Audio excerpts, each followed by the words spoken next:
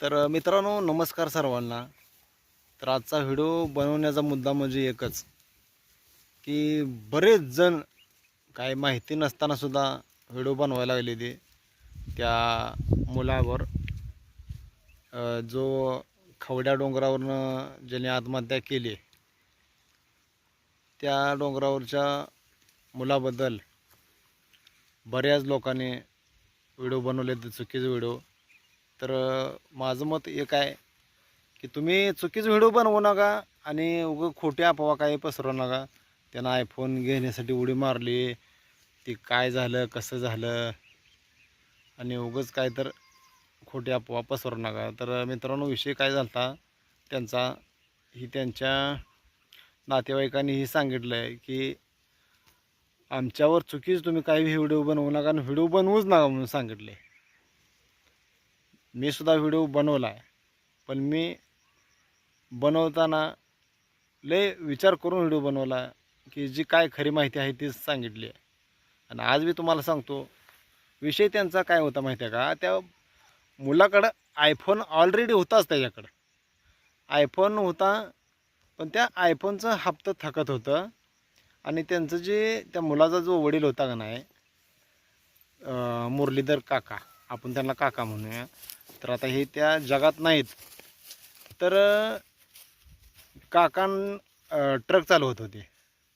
आणि जी आपली काकी, संगीता काकी, तर त्यासुद्धा आपल्या ह्या जगात नाहीत आता. त्या आपल्या घरकाम करत होत्या आणि त्यांनी इतकं प्रेमानं त्याला शिकवला होता आणि वाढवला होता. एवढा शिकवला वाढवला, पण त्या मुलानं थोडासा सुद्धा विचार केला नाही. त्यांचा जो काय विषय होता त्या मोबाईलच्या हप्त्याचा, तर त्या हप्त्यात थकत होता. मग ही वारंवार त्यांच्याकडे म्हणत होता, मला पैसे पाहिजेत. हे ते कुठलीही मुलं जर झाली तर मित्रांनो, कसं असतंय, आईकडेच लय हात पसरते ते आणि वडिलाला काहीच बोलत नसते ते.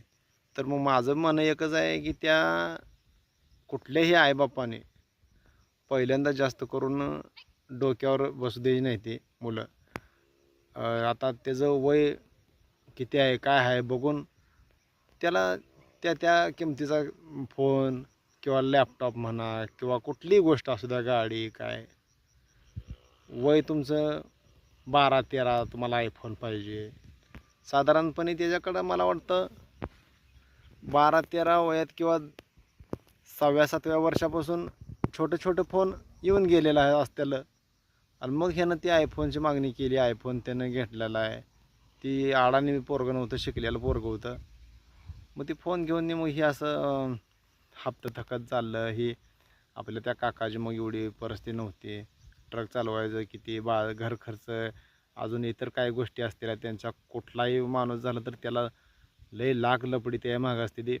कोणाचं पाहुणं मेहुणं आयारण पदारण, कोणाची वास्तुशांती संपोस तर, कोणाचं ढवाळ जेवण येते, ढवाळ जेवण संपोस तर कोणाचं काय बी येते.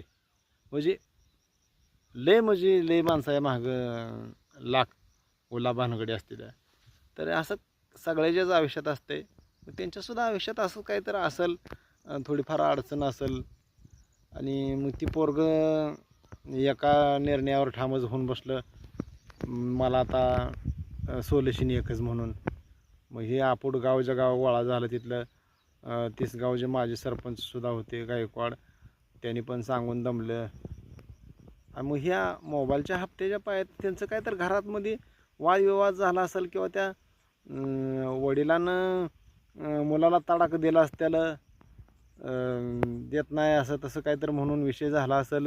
मग ती तडाखा दिल्यावर त्या रागाया भरात ते पोरगं डोंगरावर आलं, खवड्या डोंगरावर. मग हे असा विषय झालेला आहे बघा. तर मग ही बरीच आपली मंडळी यूट्यूबवर असू द्या, इंस्टावर असू द्या, फेसबुकवर असू द्या, नुसता ह्याने धुळा उठवला आहे. पोरांना आयफोनसाठी उडी हाणली आणि पोरांना आयफोनसाठी उडी हाणली. डायरेक्टली आयफोन मागितला आणि ती घेत नाही म्हणल्यानं उडी हाणूच शकत नाही पोरगं. यांचा भरपूर दिवसापासून वाद चालू असणार आहे. आणि मग ते आपल्या ह्या कारणातून त्याला सहन झालं नाही, त्यानं उडी मारली आणि असा विषय झाला. आणि माझं म्हणणं एकच आहे, तुम्ही आता ह्याच्यावर व्हिडिओ बनवू नका. तर एका घरातलं एक व्यक्ती गावाला गेला तर माणसाला टेन्शन येतं आहे. 10 दिवस नाही माघारी आला तर, कुठं फिरायला गेला तर. मग त्यांच्या तर घरातली 3 माणसं गेलेली, ती बी एका सेकंदात.